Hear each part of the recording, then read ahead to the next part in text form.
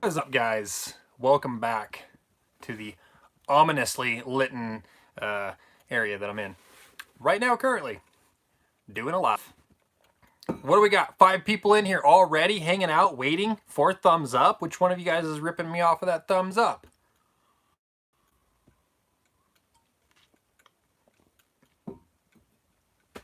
It's okay. 3 of them left. We're good. S. Moore is in the house. Says, "Hey y'all." Oh, Mrs. North Country off the grid. Make sure you hit that little thumbs up for me. Wayne G's in the house. J.A. Dudley, he gave one. Oh, Real World Preppers in. Good. We got some good people in here already. Wendy Parker in the house. Dylan Shea says, push that button. Yeah, do it.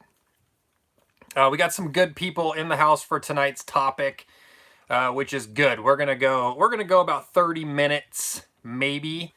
McKinley says, "Hey, hi, Kins." We're gonna go about 30 minutes, maybe, and then I gotta do something. None of your business. Real quick, announcing for the future. Some of you guys have seen the post today, but we are going to be starting. We're going to be launching a Patreon page where we get to control who's over there and control who gets to see what. We also get to keep the money from the work that we put in. If you guys watched my Sunday shout out video, it got demonetized. And YouTube's been doing that quite a bit lately. They've just sort of demonetized people's videos, and then working with YouTube is so ridiculous because you can't even talk to a human being. So when you try to get an answer of what you did wrong, they're just like, silence. So you don't get to fix the problem. And then part of that is what they do is they demonetize your video. So you make no money off of it, but then they will load it down with commercials so they continue to make money off of your content. That kind of stuff doesn't happen over at Patreon. We get to post whatever we want. We get to show whatever we want without worrying about, the county slugs hanging out watching our channels. Which they do. We'll be covering some more of that coming up here shortly. The county has been going after other channels here locally, just sitting on their butt collecting a paycheck watching YouTube. PC Guys Off-Grid Cabin says, "You have offended the YouTube gods." And that's the thing is you try to stick to their guidelines, but they're constantly making stuff up, and it's just like ever evolving, and it's almost impossible to cater to their crap. And even when I give a shout out to a guy's book, right? They demonetized it. So done with that. So we're going to be doing Stony Ridge Farmer in the house. What's up, bud? We're going to be doing Patreon, and we're going to set it up to where, it's minimal affordable for everyone to come over and pretty much get the same, maybe not as many videos, but the same content as over here on YouTube. But then we're just going to make it funner for the larger tiers. We're going to be giving away products. We're going to be showing a lot more stuff. Stuff we don't want the county to be able to see, right? Because they might just pay that little $2 to peek in on us. I'm pretty sure they won't, because I don't know how they would have it in the budget to subscribe to my Patreon. But it's to keep the county from just sitting there watching us all day, which they do, which is ridiculous that they feel good collecting a paycheck doing that. We pulled a bunch of their emails and we found out that they'll get the entire planning and zoning department into a room and watch our YouTube channels.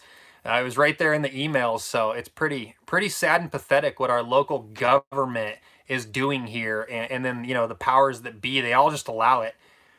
We talked to the head of the director of planning and zoning, and the guy's a slug. I mean, every time I talk to him, it's, "Oh, I don't know what's going on. I don't know what my guys are doing." So, that level of incompetence running a department here locally is fantastic to get to deal with. I think I've called him 3 or 4 different times to get him to give me answers and call me back. Can't. Go ahead and over to Patreon. We're going to make it fun. We're going to give everyone little groups of stuff, and then we're going to we're gonna make it fun, very interactive. We're going to be sending you guys stuff. We're gonna give you like, you know, I don't want to expose too much, but I'm not going to expose too much. We're going to make it very fun for you guys that participate, because we do appreciate, you know, anyone who's willing to, you know, to fork over $2 a month at least to us to help us out. So we're going to be really taking that content serious, giving you your money's worth, as well as making it very possible for you to get a lot of cool stuff. We're working with some different sponsors to get cool gear, to give it away, to just give it to you guys so that you feel like, man, I put in my money and I got out this. That's rad. I like it. So that's the plan for Patreon coming up. We're not leaving YouTube. We're still going to stay here. YouTube is just, you know, messing with people's money over here. And it's so hard to put all this time into making videos and editing videos and getting it out and then getting your daily work done. And then to just see the big yellow strike that says you're not getting paid off this video. You know, so it's a lot. All right, so tonight's topic is a kind of a touchy subject. I know a lot of people are being super big crybabies right now about talking about, you know, the beer virus and talking about prepping and that kind of stuff. They feel like if you even talk about it or warn people like, hey, you should be prepared, that you are fear mongering, right? And they're crying about it. So you know, we're all adults here. I don't know how you fear monger an adult that can think for themselves. Whatever. But we're going to kind of talk about an issue tonight because it has sort of popped up. As you know, up in this area, we know a lot of people that have kind of quarantined themselves or gone on lockdown to kind of get away from any possible spread until we really understand, you know, how bad of the spread it's going to be. And one of the topics that kind of continues to come up is there's people who are prepared. I'm moving this light so it stays even on my face. There's people who are prepared for these kinds of things. They do what they need to do to make sure that their family is going to be taken care of. There's people who cannot be bothered to care or prep or prepare for anything at all. Even when the CDC says that you should have 2 weeks worth of food stores on hand for your family, 2 weeks worth of food. Even when the CDC says that, it's like, oh, this is just a gimmick to get Trump out of office or whatever. They come up with some sort of reason to not care, and that's fine. Do what you feel is best for your family. The issue with it is this, is a lot of these people make the comment, oh, well, if anything happens, I'm coming to your place. Oh, I'll just bug out at your farm. We've had people make this comment towards us. We've had people tell us that, well, I'll just come to your place. That won't happen. You know, and anyone who tries to come to someone's bug out location or someone's, you know, clean quarantined area, anyone who tries to do that thinking like, oh, we're friends, I'll just show up there. You really got to ask yourself, for what value do you bring, for one? For two, if I've been taking the time to prepare for my family and I have food for my family, why would I allow you to show up when you have not prepared and then just take from my family? Now, I know that there's people who sit on both sides of the fence here, and some people are like, if people show up, you're getting turned away. The second opinion is that you should be able to prepare and put away enough food for when those people do show up, you can help them out. So, option one, if someone comes to your bug out location, your farm where, you know, you've taken the precautions, would you, one, turn them away, or two, would you take them in and do your best to feed them with what you have? So put it in the comments right now. One, turn them away. Two, come on in. I find this very interesting. For me, it's clear cut. If I haven't discussed with you beforehand that you're invited here, and you certainly haven't done anything to get yourself invited here, you're not invited here, and I wouldn't show up. Now, let's see. S. Purcell says 1. Vera 2 says 1. Wanda Allen says 1. Jim Gillespie says turning them away. Big Bob says 1. I think, yeah, we're seeing some 1s go up. Depends on the situation and who. All right, let's see here. Shaw's Prospecting says that's just rude to show up. It is rude. It's certainly selfish for you to not do what you need to do to show up there with, food in hand. Even if you showed up with a truck full of food and we're like, hey, can we come out? We've got our own food. We just don't want to die of beer virus. Let's see here. John Martin says depends on the situation and who shows up. All right, so let's ask John real quick, because I understand that. In this situation, John, if it's like it is now, and there's a virus that has an incubation period of what is estimated at 28 days currently. So someone could be sick for 28 days before they show it.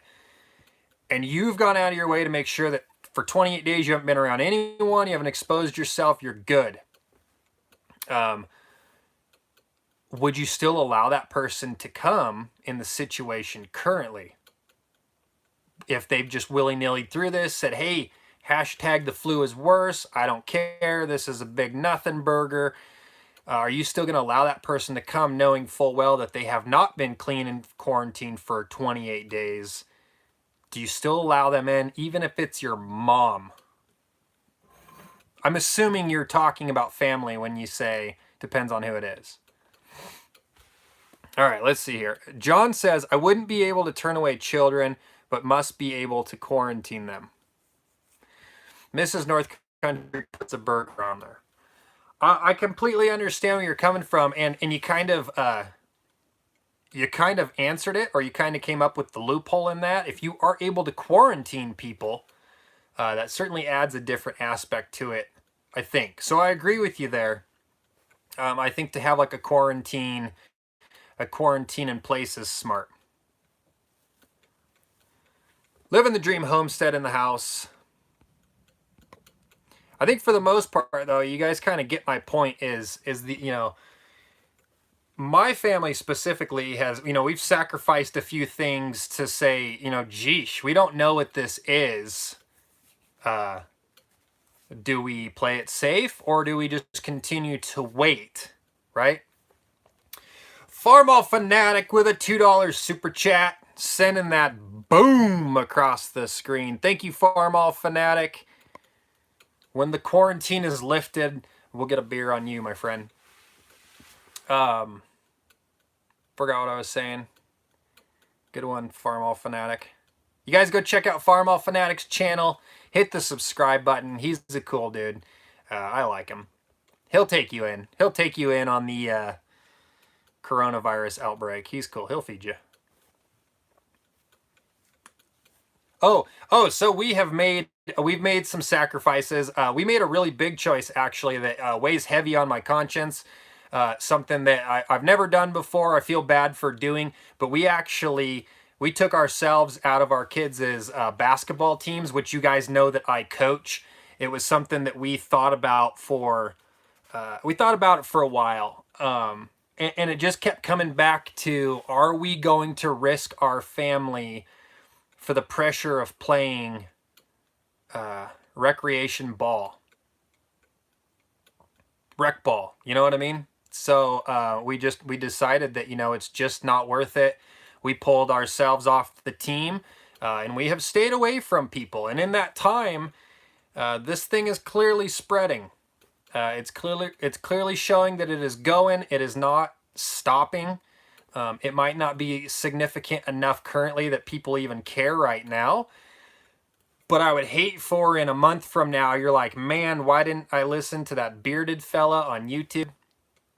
And why didn't we take precautions? I don't know, guys. This is what prepping is about. It's about taking those risks, preparing for things, and then being disciplined enough to say, gosh, do we kind of just bug in for a while, right? For us, we're bugging in. I'm not taking a toddler out in the woods. No bugging out. So it was a big choice. And if you guys know, I coach multiple teams a year. For years, I coach multiple teams. I've coached 2 teams at one season just so both of my girls had a coach at the time, because one was not going to. So I was running from one soccer game to the next, having practice 2 nights a week with 2 different teams. So I'm constantly coaching. I feel like, there's a big commitment that you make by agreeing to coach, and that means being there. And I've always done that. And unfortunately, I put the kibosh on the season for us. So I feel bad for doing it, but I feel convicted in doing it, because watching the videos coming from China, watching the spread coming all the way through the world, we've just decided that it's the safer thing to do, and I'm going to have to just, humble myself and just accept that I had to bail on 5 youths of the world. Let's see here. Chip Signal says, told my director today I'm hermiting when he asked me if I will be working from home 100% because of beer virus. Yeah, man, you gotta, if you can, you gotta take the precautions, because the other spectrum is total regret, right? If it is a something, it's complete regret. If it's a nothing, I will personally have a regret, but at the same time, you can't know. You can't know. Let's see here. Be the Change says, at least there hasn't been any fatalities of children under the age of 10 years old yet. Has there been fatalities of any children? S. Moore says, it's not bailing if you're saving your family. Well, it is bailing, but I do agree with your point. And if my family's safe, then in the end, I'm okay with that. Because that's the point, right? Farmall Fanatic says, no fatalities of children, I believe is what he's answering. That you do. Family comes first, says Tina Mooney. James White says, 6 fatalities here in Washington. Yeah, I think, there was just a kind of an abundance there that just took place. What advice would you give for apartment living? I am concerned on this, says Mittens at NorthcountryOffgrid, which did not light up blue. Man, living in an apartment, I think you would be limited by, I'm going to give you one piece of advice, but I think there's a lot there that you should look into. One, if your plumbing system went down, water, toilet, shower, you'll survive without showers.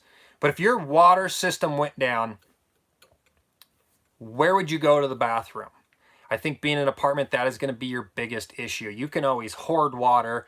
You can start saving it now, right? And just stack a closet. Stack as much water as you possibly can in certain areas. Good to go. What are you going to do if you have to go to the bathroom? I would suggest you look into a composting toilet system, and I don't mean going and buying a ridiculous one.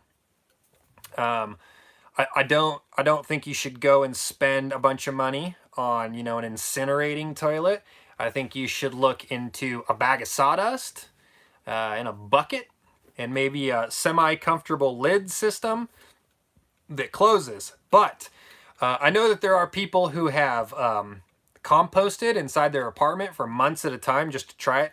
It's just something they were doing. And they would actually have people over. Shelby and I were talking about this. They would actually have people over, and no one ever complained about the smell. But what he would do is he would break down the compost. Once it becomes your soil, your compost, it's broken down. He would just spread it around the plants inside the apartment. So being able to compost your own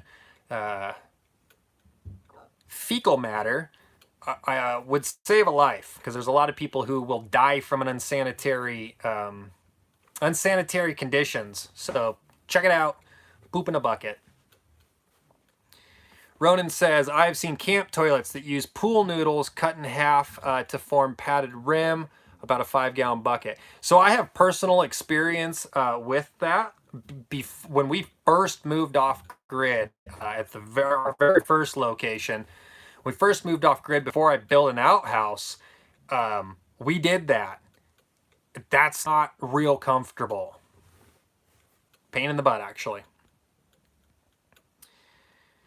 Amy says, so tired of buffering and censorship. Are we buffering?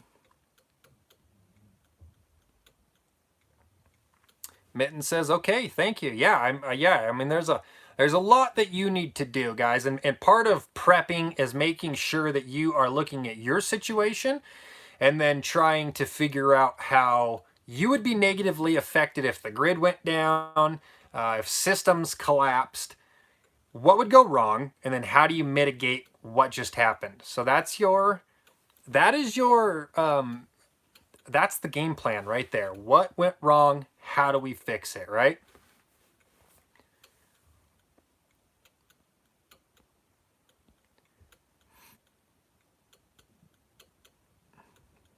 A little bit of buffering. Oh, okay.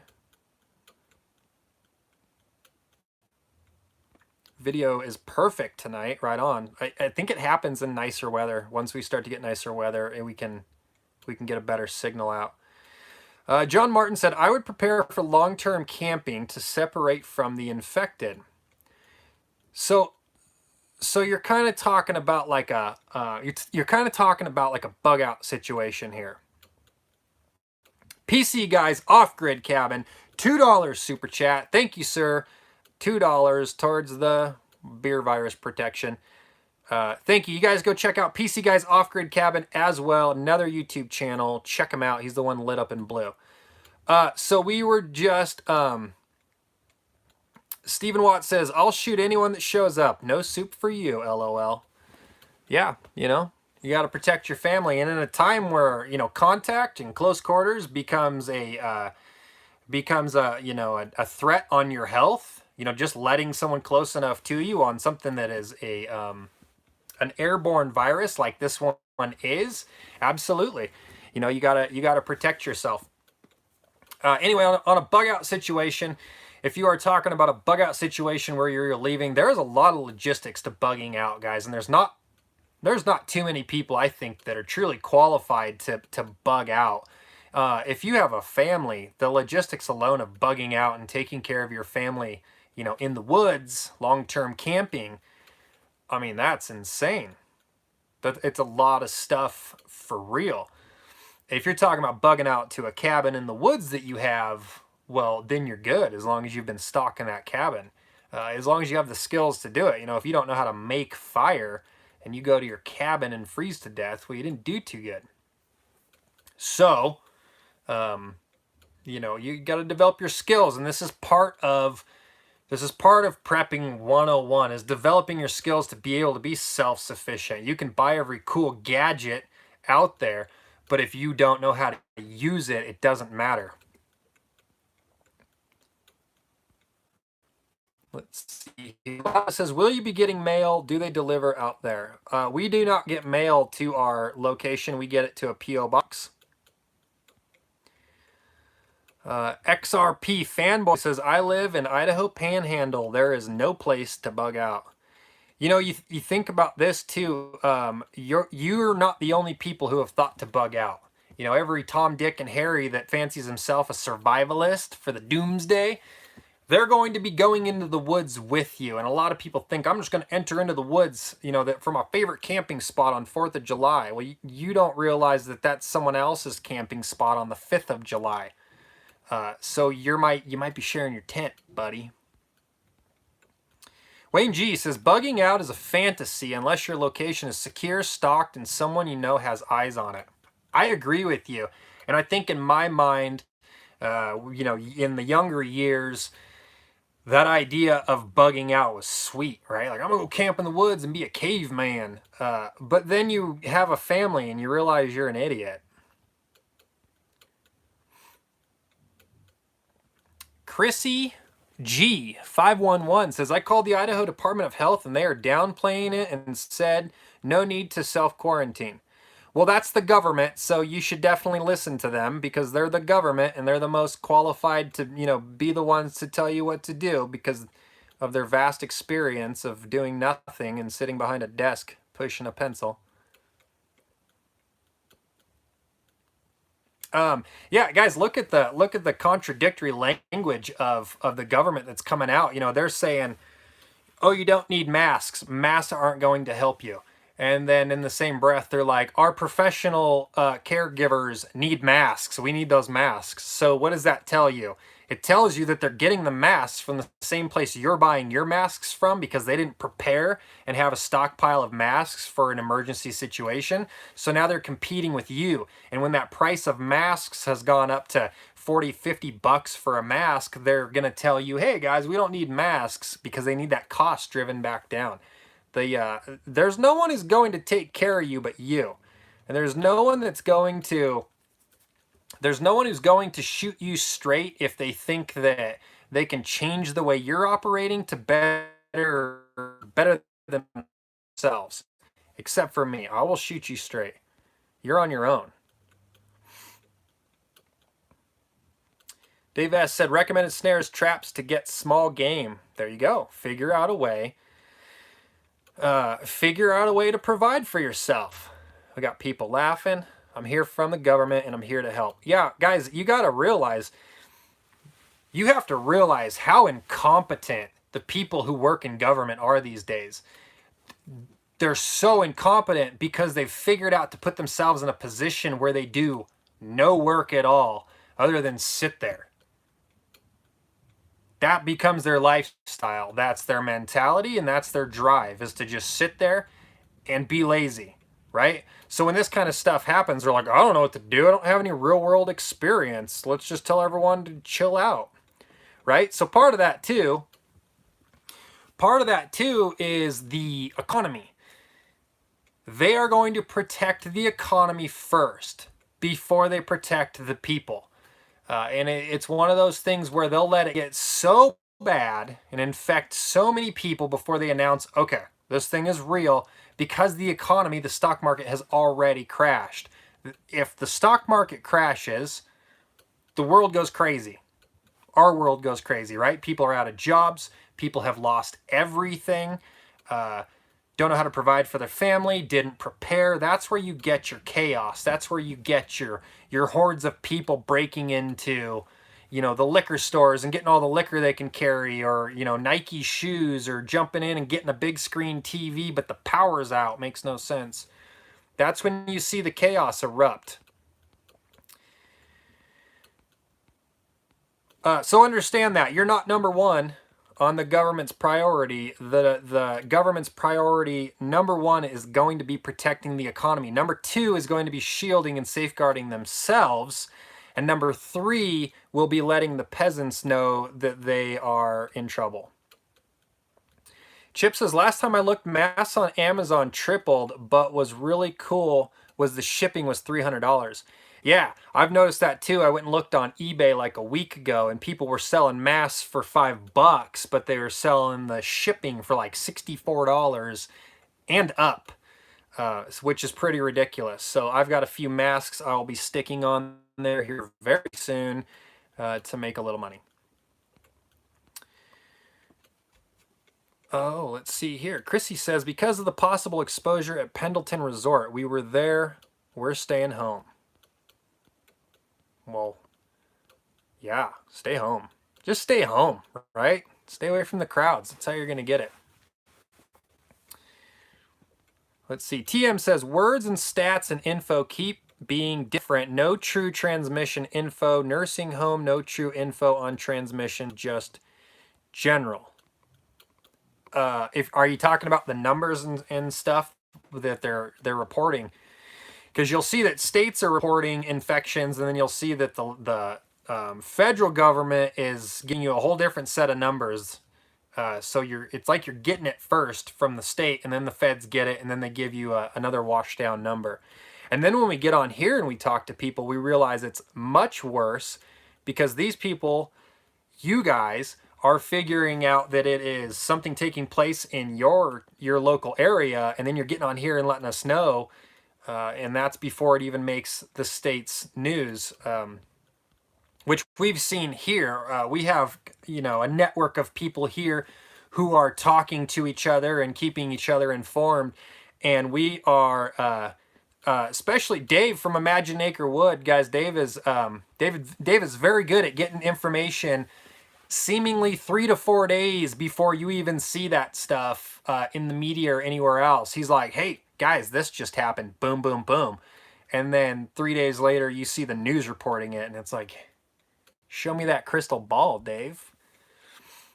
You guys go check out Imagine Acre Wood.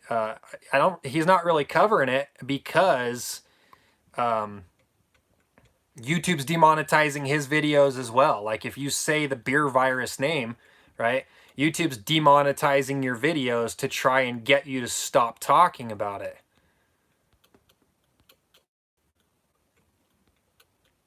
XRP Fanboy says CDC are hardly testing. No testing, no infections. That's what's taking place here. Yeah, absolutely. They're not testing for it. So people are like, oh, only one person's been infected. It's like, yeah, because they're not testing for it. Don't be behind, guys. Don't look back and then be like, oh man, I regret not caring. Someone's out there trying to start my truck. I think I got to go soon. Ooh, I do. It's 30 minutes. Let's see. All right, guys, we are going to...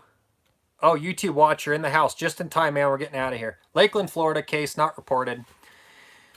You're going to see that. It's going to happen quite a bit. All right, guys, we're going to get out of here. I wanted to cover one topic, and we kind of went down the rabbit hole. That's going to happen in this sort of stuff. I hope you guys are paying attention.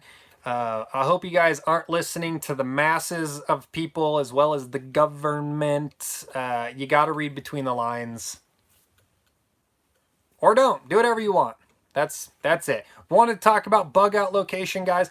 If you are one of those people who are not taking it serious, but you think you're going to show up at a friend's house one day and just say, hey, we're here. Haha, I got my family of 7 and we brought no food. Really think about the impact of that, of what you are doing to the people's house that you just show up to, and then the position you're putting them in by having to turn you away possibly at gunpoint. I know it's fantasy. All right, guys, we'll talk to you later. Blah, blah, blah.